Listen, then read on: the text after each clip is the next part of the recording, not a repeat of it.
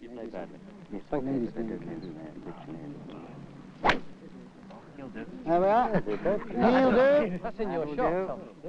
Oh, it's a bad bounce. Yeah. Has it gone out of bounds? No. It's perfect. If you like that sort of thing. I usually do that on this golf. I usually straighten the golf up.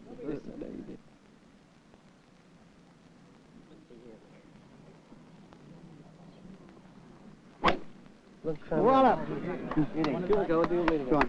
Let's see that one. That's it. Well hit, guys.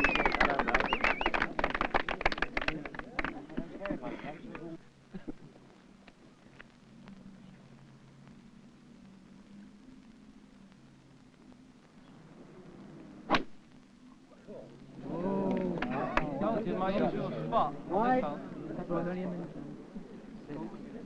Your car's over there, Ted. How links? I do it every time on the shot. Don't I? This is the moment that every amateur golfer dreads. Teeing off in front of a crowd of onlookers. We professionals get first tee nerves as well, even in a friendly exhibition match like this one. But we have one big advantage. We are not afraid of hitting a really bad shot or perhaps missing the ball altogether, because we have swings we can rely on. That's what I want to give you, the swing which works for shot after shot, no matter how much pressure you're under. You'll probably never want to be a professional golfer, but if you want to learn to play, you should have a thorough understanding of what happens in a good swing. So I'd like to take you to have a look at it and see what we can learn about it. Bobby Jones was one of the wisest of golfers the world has ever known, and among the many things he said about the game was this: no man ever took the club back too slowly. Well, I can't swing back as slowly as in this ultra-slow motion shot, but it shows how in the backswing I am swinging my hands away from the body at full stretch, giving as wide a swing as possible.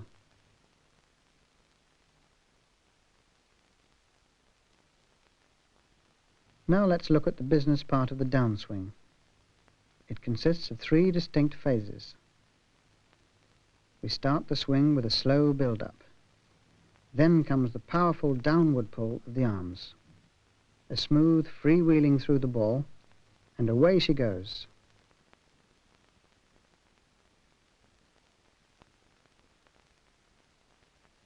Let's watch again. Arms, hands and club all move together as if in one solid piece. Now the gentle unwinding accelerates into a strong downward pull, which we call the bell rope action. From the side, we can see that centrifugal force draws the club head outwards in a widening arc, forcing the wrists to uncock.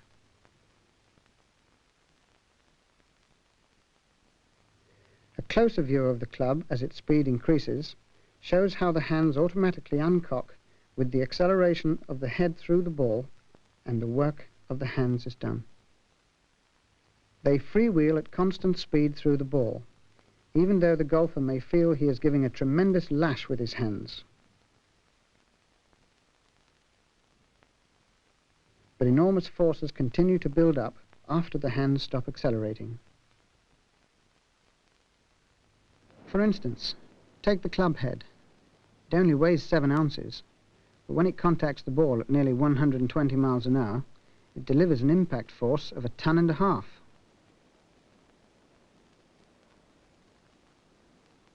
And at this point, the golfer has to resist a pull down the shaft of 110 pounds. Now, all this technical information may not help us to hit the ball any better, but it can help us to understand why we must hold the club in a special way. If I've got enough strength to pull Excalibur out of the ground, I'll show you what I mean. The natural way to deliver a powerful two-handed blow in a sideways direction is like this. And this is how famous golfers of old used to grip the club. But then came Harry Vardon. He gave his name to a new way of gripping the club. He brought his right hand over like this. And he won 6 Open Championships with it. Now let's see why the Vardon grip is so suitable for golf.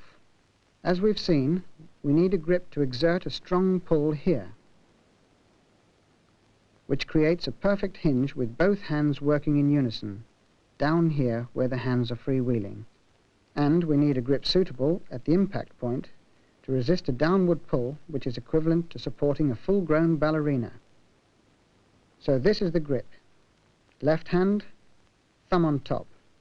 Fold the right hand over the top. In the classic Vardon grip, the little finger overlaps, like this, but variations are permissible. Jack Nicklaus interlocks his fingers like this. I know it feels funny and feeble and unnatural at first, but I promise you that without a good grip, you can't play good golf unless you make compensatory movements in your swing, which is the last thing you want to do. Waggle your umbrella on your way to work with a Vardon grip. When you're watching TV, pick up a club and sign your name with a Vardon grip. School your hands to this grip and you'll have conquered the first step to good golf.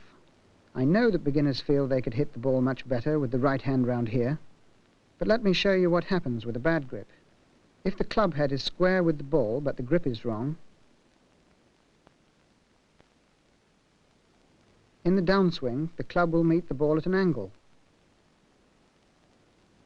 But with the correct grip, when the club comes down, it meets the ball square on.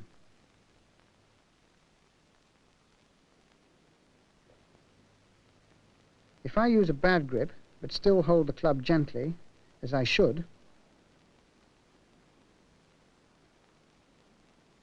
and then the grip tightens in the downswing, see what happens. That much movement of the club face represents a missed fairway and a nasty low hook. But a proper grip does not affect the face when the hands tighten their grip. So stick with it, no matter how ungainly it feels at first. The second of our three essentials is a good address position.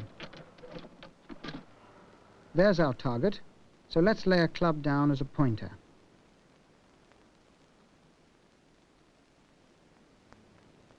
And we use another club laid parallel to the other to line up the position of our feet.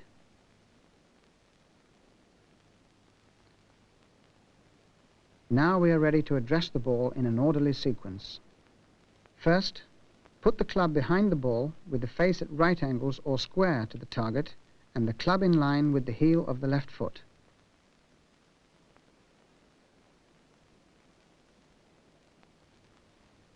Grip with the left hand.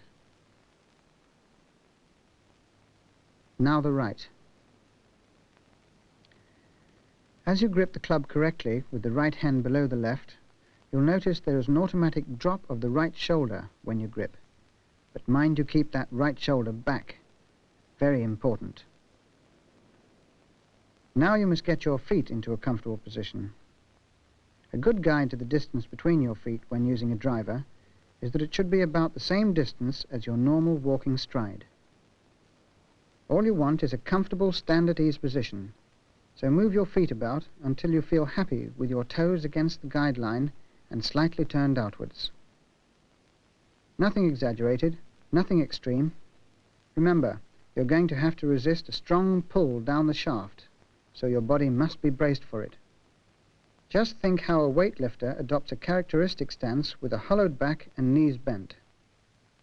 We must do the same thing in a modified way to suit this modified weight. Both knees slightly bent, back straight, and arms hanging straight down. Not stretched forward, or all cramped up against the body. You should feel relaxed, but alert, like a boxer preparing to throw a punch. All this is vital, because what we're doing now is aiming the shot. Take your time. The ball isn't going to move. Check all the details. The grip, feet and shoulders in line with the shot, and right shoulder down. Club face square at right angles to the target, and the ball opposite the left heel. Knees gently bent. Clear your mind of all thoughts about giving the ball a dirty big smash, because otherwise you'll become tense and rigid. Give the club a few gentle waggles to break any tension in the muscles. The last thing to remember before starting the backswing is not to pick the club up with the hands. Just turn away. Start the turn by pushing with the left shoulder if you like, but turn hips and shoulders. Turn as far as you comfortably can. Keep your head still and keep your left arm as straight as you comfortably can. It is vitally important to keep your left wrist straight, like this. Try putting a pencil along the back of your glove.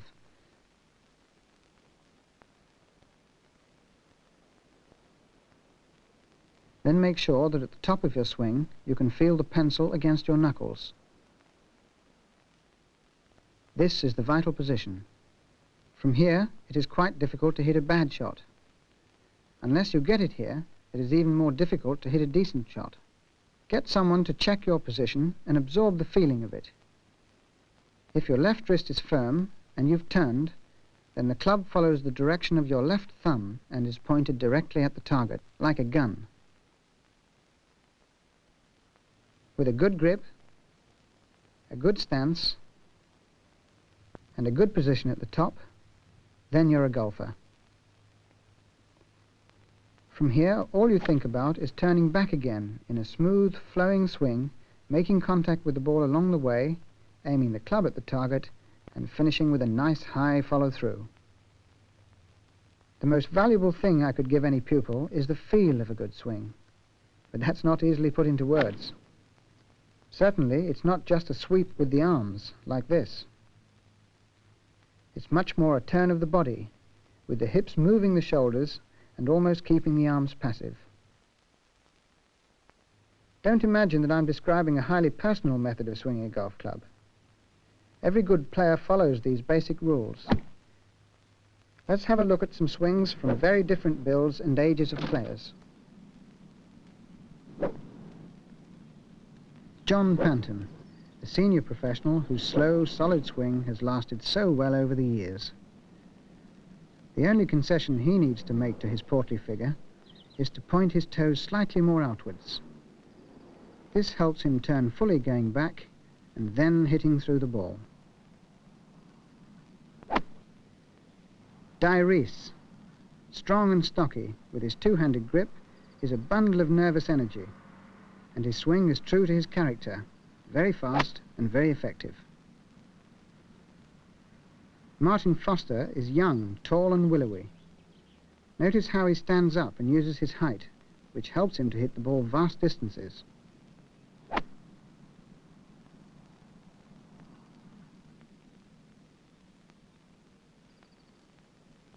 Especially as he keeps his head quite still and he makes sure he keeps it behind the ball at impact.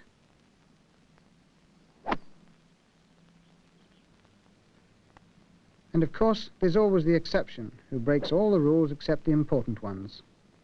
Bobby Locke, with his one-off swing. Hardly a day goes by when we professionals don't play golf or hit practice shots. So our swings are second nature, and our swings are very fast. Try to copy how we do it, but make the same movements at a more leisurely tempo. Swing the club only as fast as you can control it. With the driver, when the ball is on a peg, the club head sweeps the ball away. While on the fairway, the angle of attack is steeper, hitting down on the ball.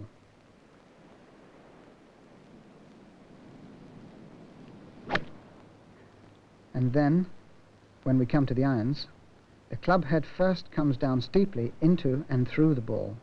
The club then continues into the turf.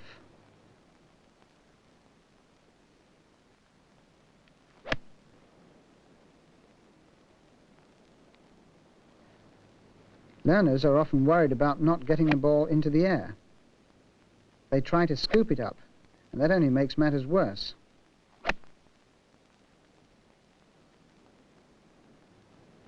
Hit down, and the loft of the club will make the ball fly.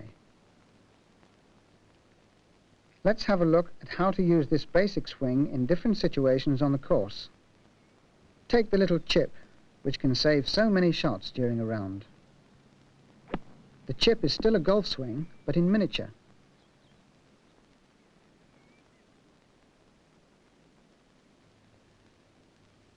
For these shots, you cut down on the width of your stance, with the ball more in the middle of your feet.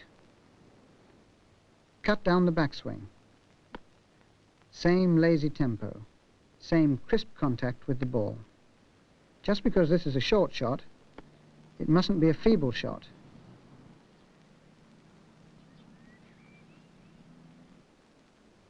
Keep that left wrist firm. If that goes floppy, the shot will be floppy.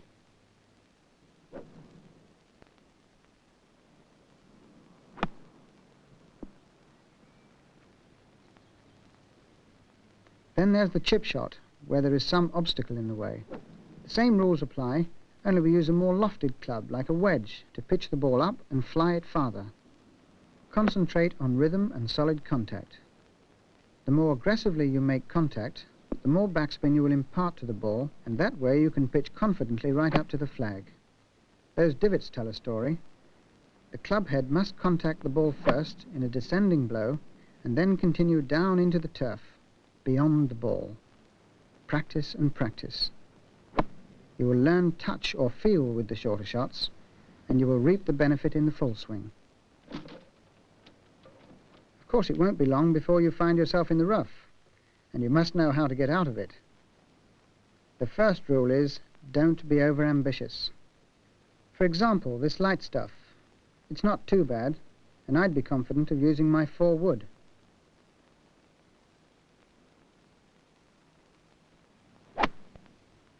But if you've just taken up the game, your main concern must be to get the ball back onto the fairway. So take the club with which you can be sure of achieving that. Here, I'd suggest a 7-iron. Turn the toe of the club outwards a bit. That stops the grass wrapping itself around the club head and the club twisting in your hands. In rough like this, you should address the ball with it slightly further back in your stance than usual. The ball a bit nearer your right foot.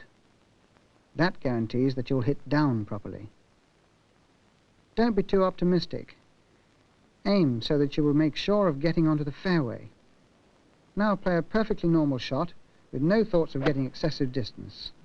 And out she comes.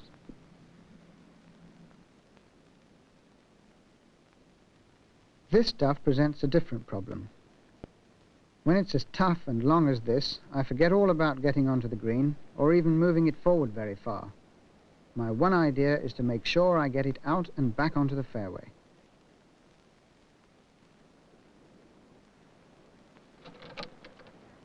So I take a heavy club, the wedge, to bludgeon its way through the grass.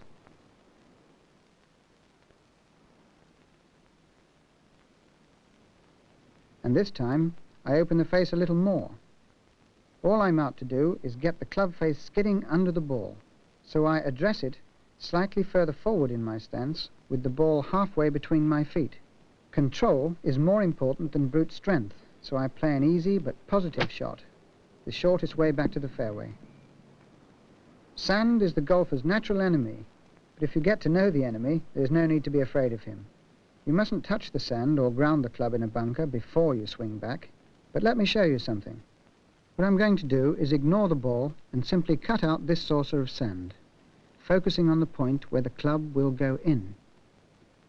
I grip the club with the face laid open and with the ball well towards my left foot, which is drawn slightly back, what we call an open stance.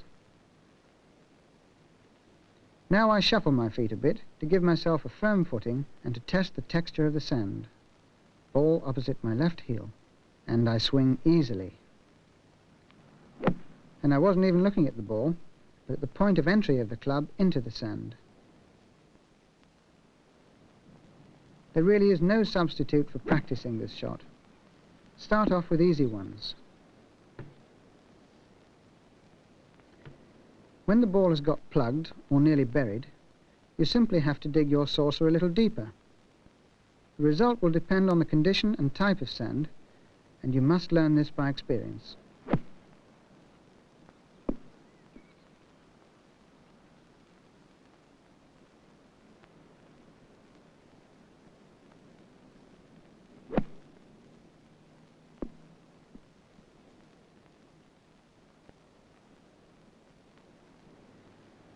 Tournament professionals spend hours practicing sand shots until they become so expert that bunkers lose their terrors. Getting the ball close to the hole from a bunker becomes almost routine.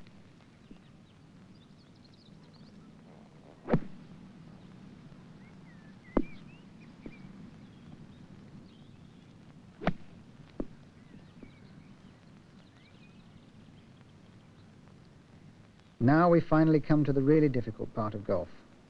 This is where matches are won and lost. Putting looks easy, and when putting is unimportant, it is easy. Once you are under stress, the job becomes very difficult indeed, and that's why it's important to have a sound technique. Putting is the only department of the game in which a wide range of personal styles is permissible.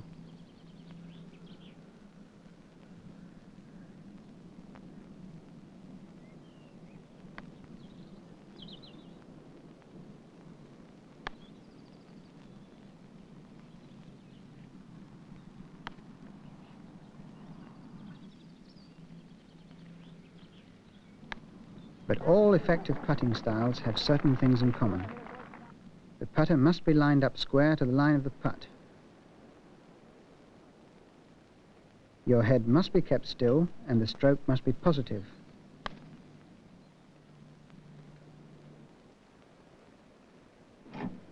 Whether you prefer to wrap the putt like Gary Player or stroke it like Billy Casper, you must not be tentative. And that means you must not let the left wrist collapse. If you use a wristy stroke, it will surely let you down in times of crisis. We all have a dominant hand, usually the right, and at times of tension, that hand takes over the action. See what happens when it takes over in putting.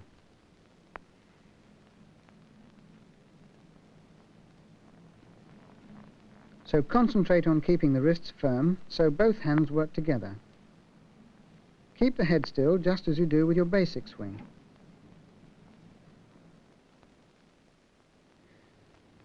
Golf is the most rewarding game in the world because it is enjoyable even when you play it badly. But I promise you that it is even more fun to play well. It really does help to work at the game and to become more proficient. So practice, practice, practice. It'll pay off and bring you true satisfaction.